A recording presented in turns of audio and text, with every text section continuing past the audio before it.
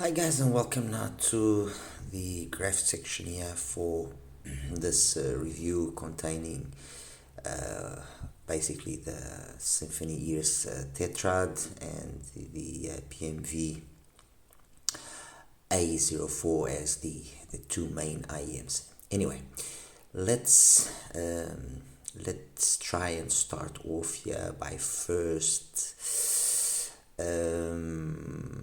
okay, I'm gonna first show you the graphs for the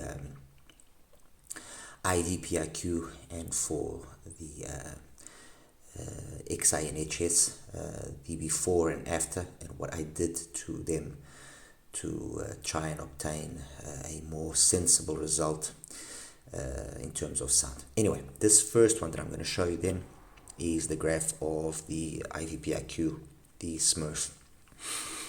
And as you can see, I mean, this is, look guys, we're talking about a pinna gain of, so we're talking about bass gain of around 13 dBs and a pinna gain of about 14 dBs. It's not so much the bass that's the problem, because as you can see, by basically 200 Hertz, it's almost flat.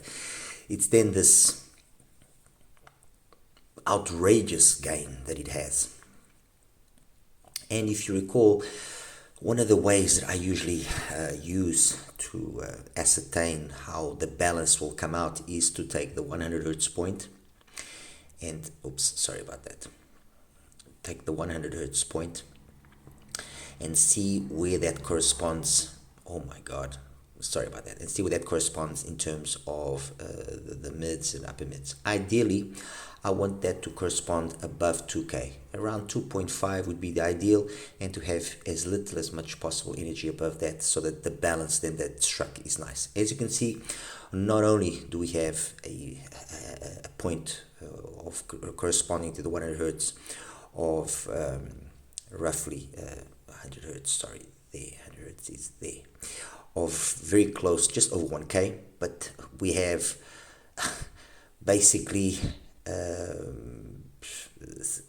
8 dBs of energy over that point compared to 100 Hertz.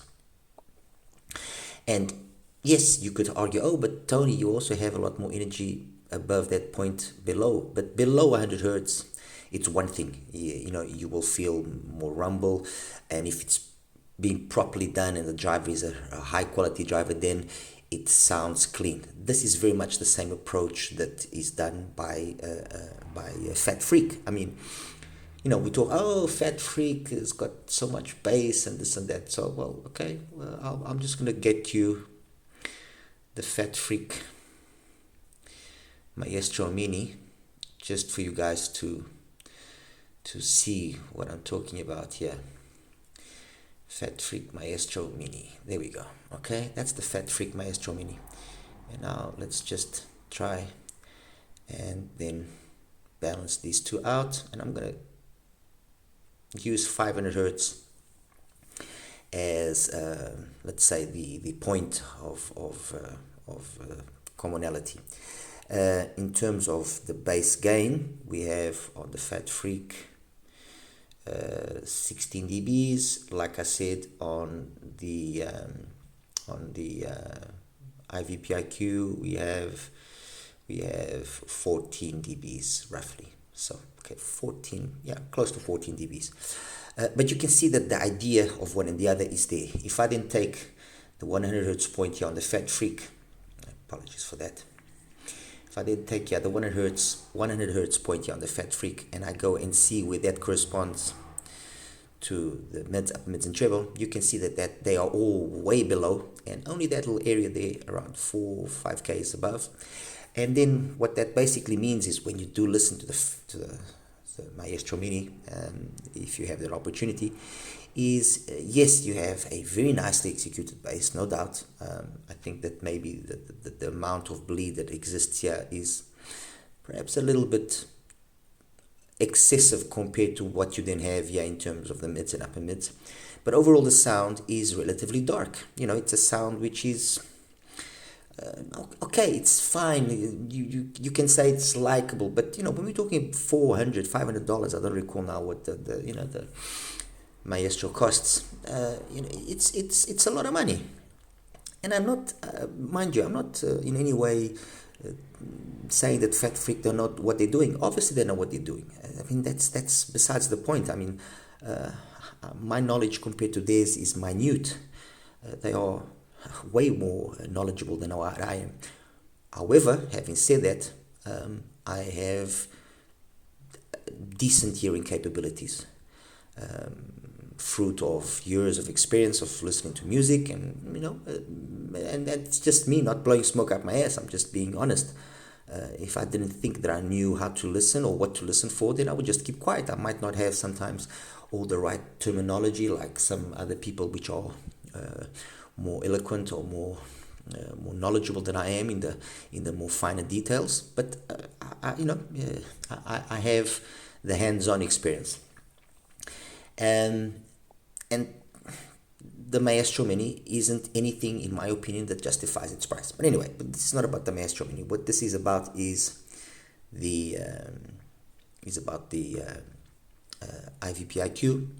And as you can see, the IVIPQ suffers then from this tremendous amount of energy up top. So what did yours truly here do?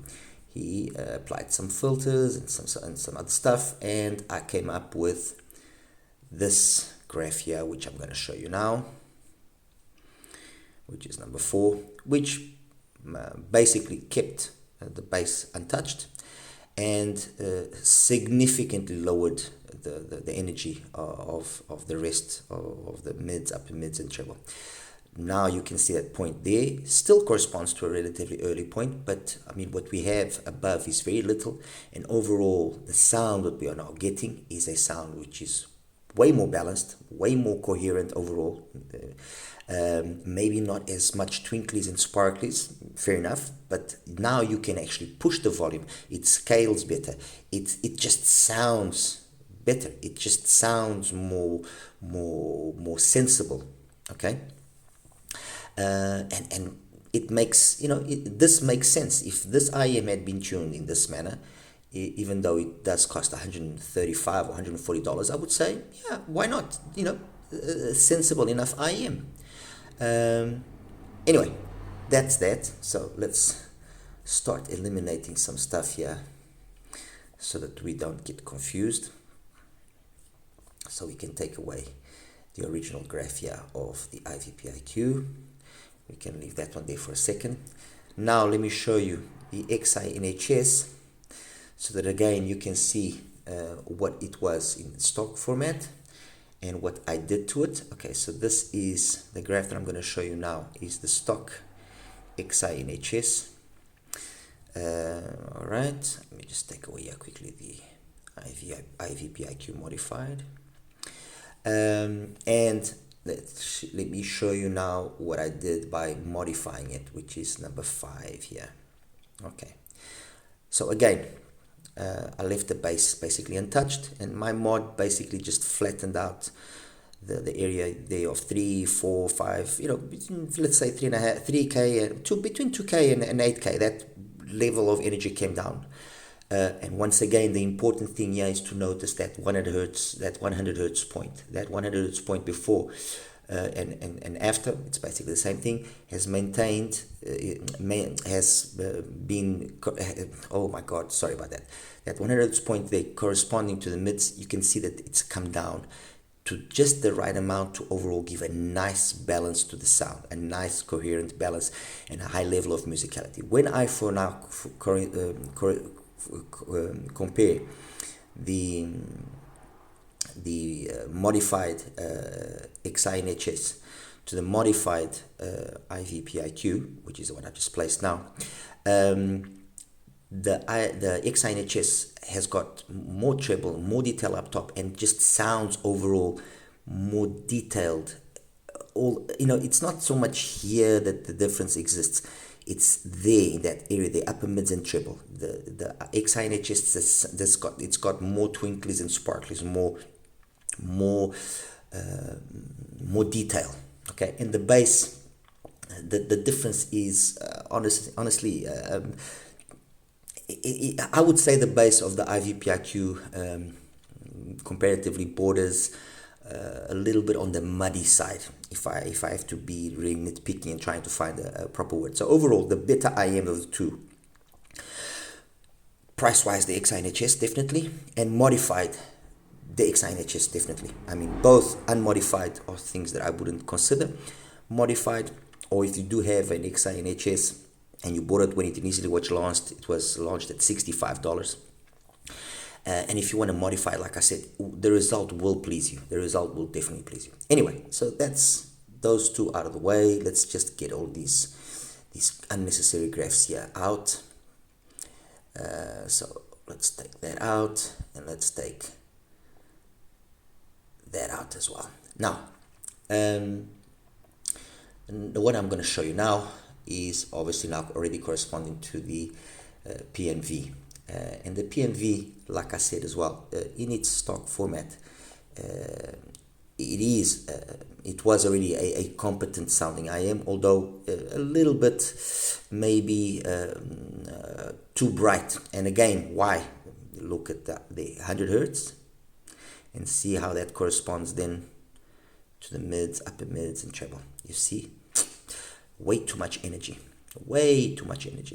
but still better than the IVIPQ and the XINHS. Well, maybe the XINHS not so much, but still better than the IVIPQ. The bass, like as I said, very well executed. I mean, the bass on the PMV, flawless. Nice low sub bass focus, almost flat by just over 200 hertz. It's flat, very nice. You do that simple mod that I said, which is really easy to do. You just take a 500 grade 10 stream filter, or the filter from the kit that comes with the SymGot kit, the tuning kit that they have. And that's it, and you think, oh, but Tony, the difference isn't that significant. Trust me, guys, the difference is noticeable because it increases the bass ever so slightly. Okay, that increase of the bass does enable then us to already have a point corresponding into the mids, which is slightly higher, and thus the energy above is just there in the 2-3K, which is above that point. The rest is going down nicely, and trust me, believe you me when I tell you that it sounds really, really good. Modified, the PMV sounds very competent. Definitely worthwhile considering. And like I said, for $80 or $90 that it costs, yes, there are other options. No, I'm not going to deny it, but this is a nice tuning. It is a nice tuning. Comparing it now and very quickly with some of the IEMs that I selected, and the IEM that maybe kind of emulates the most is to a certain extent the Audiosense. And as you can see, there's a lot of similarities there. The AQ4 in terms of bass, in terms of 2.5K and above, very similar. It's just that the PMV has got that little extra forwardness here, which then translates to a sound which is just a little bit more open in terms of the vocals, especially female vocals come across a little bit more noticeable. And you notice when listening to the one and the other, yes, that the PMV is a little bit more alive. However, it's something which can be a little bit a two-way streak. You might consider the PMV still to be a little bit more colored, while the Audiosense isn't as colored. It's a more correct sounding IM. And again, just for the sake of comparison, I've normalized everything again at 500 hertz. If I take the 100 hertz point there, as you can see, what we have above is very, very little. It's a minor little thing there of 2 dBs, so perfect. It's got a nice, warm, organic musicality, the Audiosense, which is, it is and has been one of my favorite IMs for good reason. That's the truth. Okay, so that's the Audiosense and the PMV. Now, let's grab here the SymphonyEar's Tetrad, and this is going to be a surprise, because you guys are going to look at the graph and you're going to tell me, Tony, what the hell is this? That's the Tetrad. Well, at least that's my Tetrad measured in my rig. As you can see, bass really, really nicely executed. I cannot, there's nothing I can fault on the bass. The point of 100 hertz is the peak of the pin again corresponds to it, and then the rest is going down. Yes, this area of the upper mids and treble could be a little bit more prominent. Yes, it could be. I'm not going to deny. I would even say maybe some will even consider this here to be some phase-related issue that makes this dip occur here. Could be as well. I'm not going to deny it. Now, does it sound good? Yes, it sounds good. Paying attention to obviously those details that I mentioned before. You need to make sure that you are inserting the IEM properly, so not has to create any unnecessary pressure inside of the ear, and which somehow seems to affect the way the mids, upper mids, and treble come across. Otherwise, guys, trust me, this is a very mature sounding IEM. There's no sibilance, there's no aggressiveness on the BA. It's an IEM that sounds very, very nice. Very nice. It's a very relaxed signature. It's no technical monster by no means, no, but it's relaxed, very smooth sounding, and it's a nice, pleasurable listen.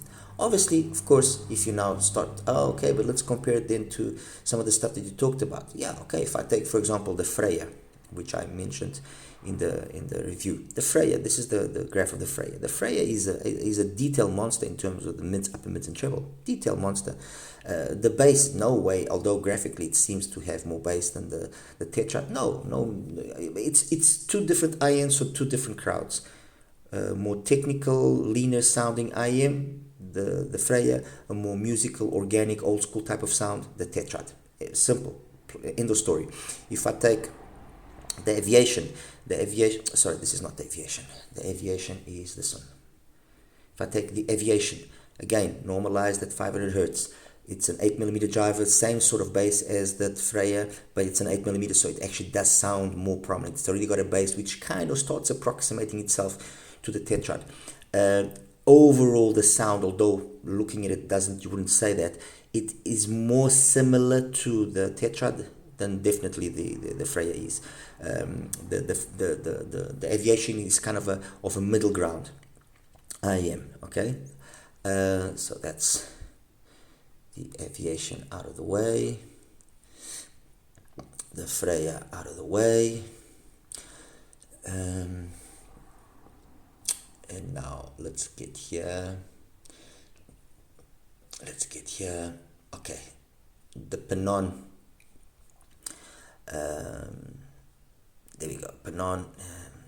I just need to align it a little bit better there at 500 Hertz. There we go. The Penon. The typical kind of signature that you expect from Penon. Monstrous bass. And then, a mid and a treble which does, I think, a really good job of trying to keep up with that huge amount of bass that you have. Yes, there's a little bit of bleed, but it's nothing that is too terrible. Why? Because the pin again is early, you have an early rise as well, and everything just ends up kind of balancing out in some sort of magical manner. Don't ask me how they do it, but it just comes across very nice. Now, is it an IEM that is the one to go for, especially at $349 with so many other options? The Pilgrim, the Da Vinci, the Estrella, the Doscinco, which is what I'm going to show you now. There's so many other options that, why would you go for the Penon? Well, if you're a Penon fanboy, that's a good enough reason, I guess. But does it have enough reason to justify it over something like the Doscinco, which is what I've just placed? No, it doesn't. It's a kind of a similar vibe, because if you actually look what comes down here in terms of the Penon and in the mids, what comes down in the bass, it's basically what you have in the Doscinco. Very similar. Trust me, very, very similar. That balance that I'm constantly talking about. If I take the 100 Hertz point on the Penon, you can see that area there is completely below. If for me to reach the pin again there, I have to be at around 150 Hertz. Okay, on the Penon, again, on the Pinon, on the Doscinco, again, it's below, and for me to reach that pin again peak there of around 3, I have to come to about 125 hertz, if not mistaken, 120 hertz. So you see there's a lot of similarities in the approach that's been taken. The bass, where it comes down and then picks up, again, the overall balance that it's done here is, again, very much kind of simulated, although with a bigger plateau in the lower mids on the Doscinco. And the reality is that Doscinco sounds phenomenally good. It is a good IM. It is probably one of the better IMs in its price range. This and the Estrella are two fantastic IMs. Two very, very good. I mean, the Estrella is only got a little bit more detail up top here. Otherwise, it's a very similar IM. And if you guys don't believe me, I mean, I'll just quickly show you the Estrella for you guys to see that the differences, because I actually got asked that question today, the differences are not huge. They are not huge. Using the Divinus Velvet. Okay.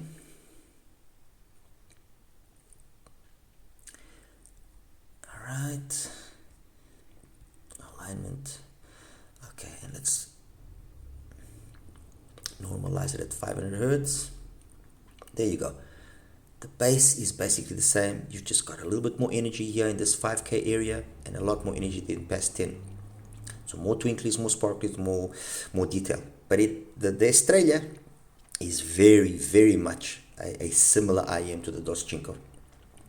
If you are maybe a little bit treble adverse, I would say, okay, maybe the Estrella might not be for you, although the treble is very high quality treble, mind you, very high quality. There's nothing wrong with it. Sometimes it even borders almost EST kind of qualities. The Doscinco will be the better option. But that's the only thing. Otherwise, they are very similar. And that's this is something that I've said countless times. The difference between well-executed IMs is not big. It is not big. Okay? And that's it, guys. I think I've basically shown you everything. I mean, Audiosense, the Doscinco, the Pinon dome. Let me actually put it in black so it kind of stands out a little bit more. In black here we have the Tetrad, and only missing out here now is the PMV. The PMV, let's put the PMV up here as well. Where is it? There we go, the PMV. And let's make the PMV, I don't know, let's make the PMV in purple. Hopefully it will be enough to stand out. Maybe not so much, but anyway, as you can see, but taking away the Pinon and taking away the Tetrad, be it the PMV or be it the Doscinco or be it the Audiosense, they all have kind of very similar bases, very, very similar bases, not huge differences here, very similar. It's then how this pin again is done here. One is too late, the Audiosense, one is perhaps too earlier, the PMV, and one is the middle point, which is the Doscinco, and that's probably the one that strikes the better deal, let's put it that way. And the rest is again very similar in the rest of the execution here. A little bit more detail up top in terms of the Doscinco. The one that has got the least detail up top past 8K is the Audiosense, and you notice that as well when you listen to it, and that's that. And like I said, the Tetrad, don't be in any way fooled. I mean, I know it's not easy because you look at the graph and you kind of think, but trust me, the graph does not represent what the Tetrad sounds like. It is, like I said, a very, very competent IM by a young man that, look, if he carries on like this, I will definitely want to see what he can come up with in 5 years' time, because this gentleman is going places. That's my opinion. He's definitely going places. And the moment I have my Hexad, which is the 2+4 that he has now recently released, I will definitely review it, because I've got a feeling that IM can definitely trade blows with some of the similar configuration IEMs that are out there for more prominent brands. Okay, guys, as always, like and subscribe, and yeah, I'll see you in the next one. You take care now. Bye bye.